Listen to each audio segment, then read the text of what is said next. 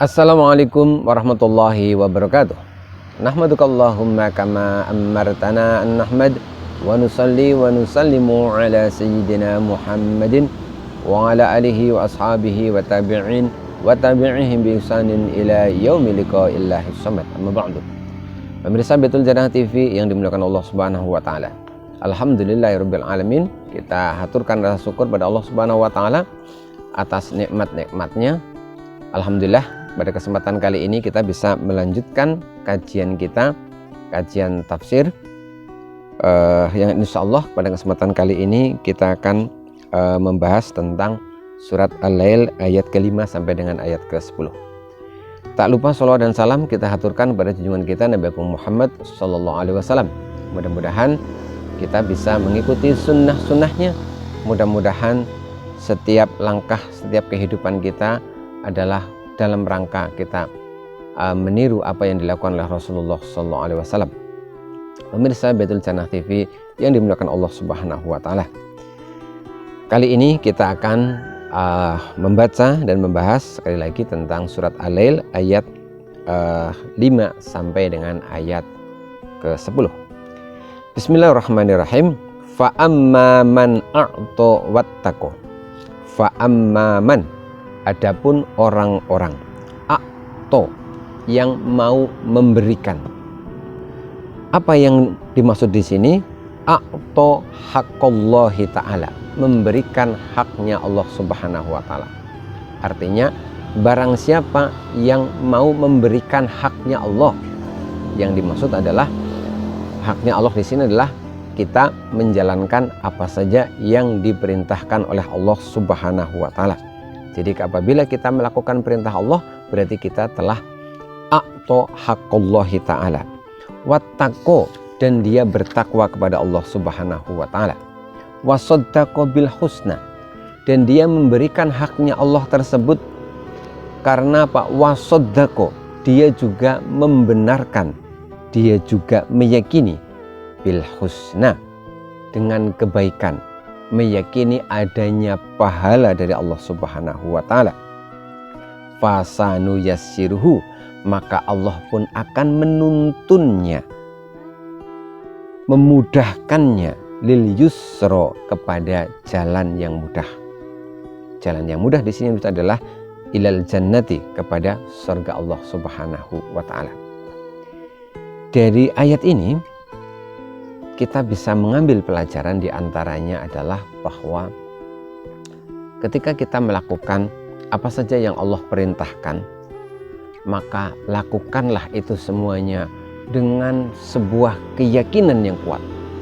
Lakukanlah itu semuanya dengan kesungguhan,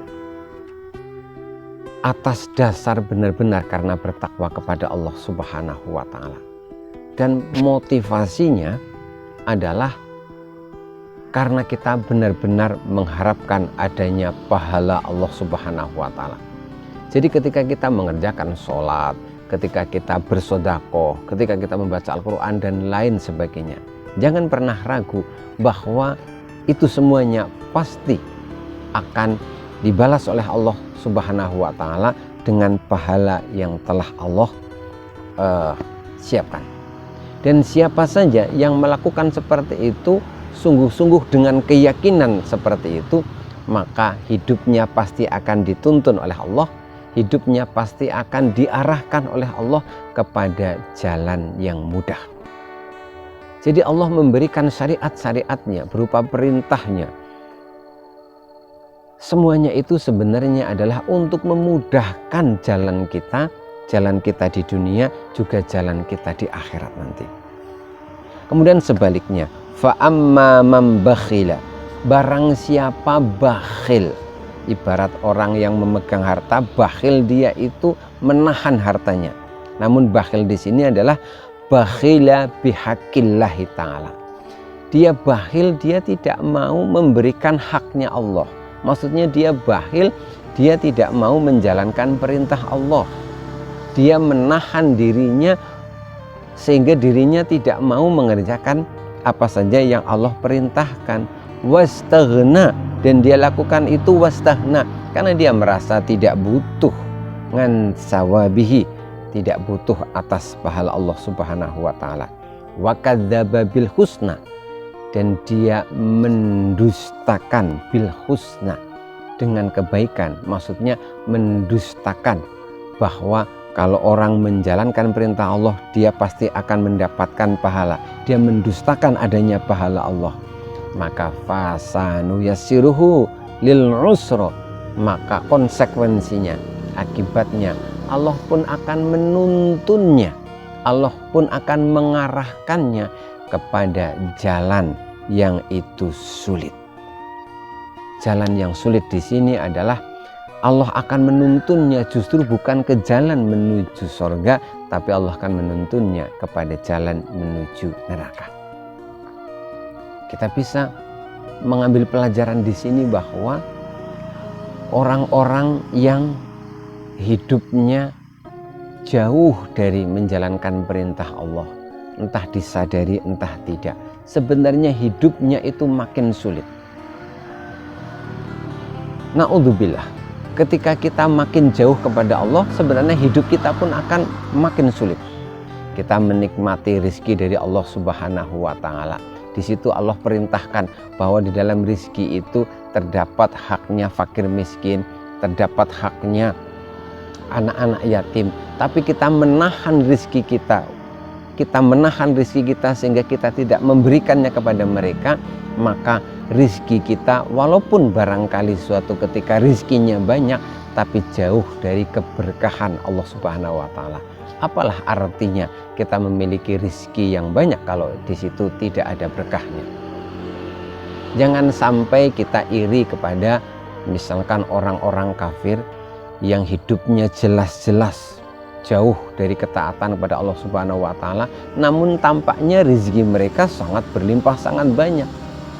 Kenapa tidak boleh iri? Karena rizki mereka itulah rizki yang istidraj. Apa itu istidraj? Rizki yang itu justru makin menjauhkan mereka dari Allah Subhanahu wa ta'ala. Rizki yang sebenarnya itu akan mencelakakan mereka. Itulah sekali lagi yang disebut dengan rizki yang istidraj. Kita memiliki kenikmatan berupa badan yang sehat, maka kita tidak boleh lupa, kita harus memanfaatkan badan yang sehat ini dalam rangka untuk menjalankan, untuk a'to bihaqillahi ta'ala, untuk memberikan haknya Allah. Kita gunakan badan kita yang sehat ini untuk beribadah, untuk melakukan kebaikan. Na'udzubillahi min dzalik, jangan sampai justru kita memanfaatkan badan kita yang sehat ini bukan pada hal-hal yang itu diridhoi oleh Allah Subhanahu wa ta'ala.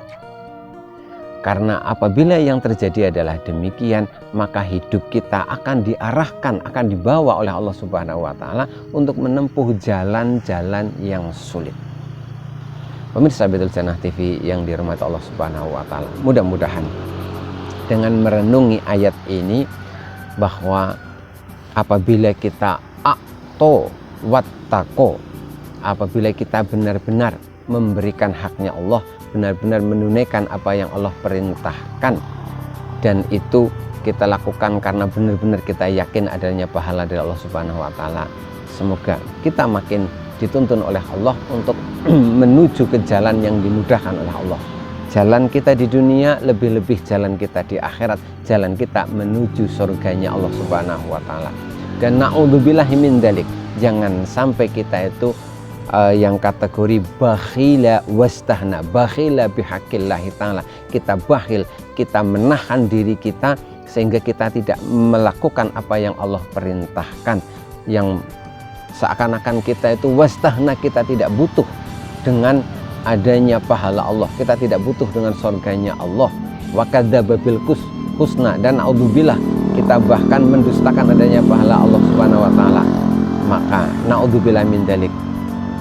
Jangan sampai Allah itu kemudian menuntun kita kepada jalan yang sulit. Semoga renungan kita kali ini bermanfaat. Insya Allah kita akan lanjutkan pada renungan-renungan yang lain.